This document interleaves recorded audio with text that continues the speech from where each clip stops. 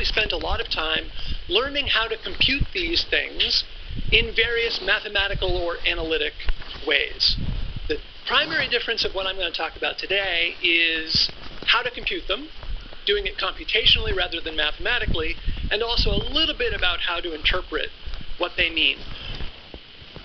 Probably the most important idea that I want to convey is that this is the right order of importance.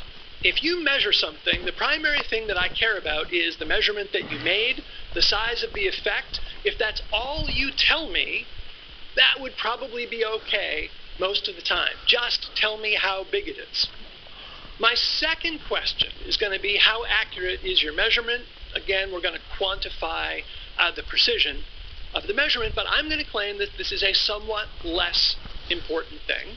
And now a distant third important thing is to tell me whether the thing that you measured might actually be zero. And I'd like to have some notion of whether that might be true by chance or not. The problem that I see is that a lot of papers flip this around. So instead of effect size, most important thing, and p-value, distant third, what I often see is papers that have p-values in the abstract, as if it was the most important number, and no effect size in the whole paper. And I want to give you one example of this that drove me crazy a few years ago, but this is not the only example. I see this all the time.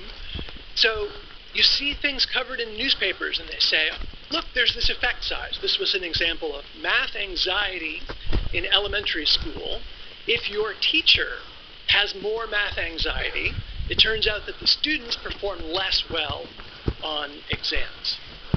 So that's interesting. That's a surprising result. It might be important, but from reading this article in the newspaper, I had no idea how big the effect was.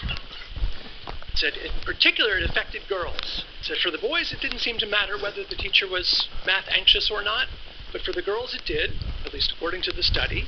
The girls were more likely to do worse on the achievement exam if their teacher had more math anxiety.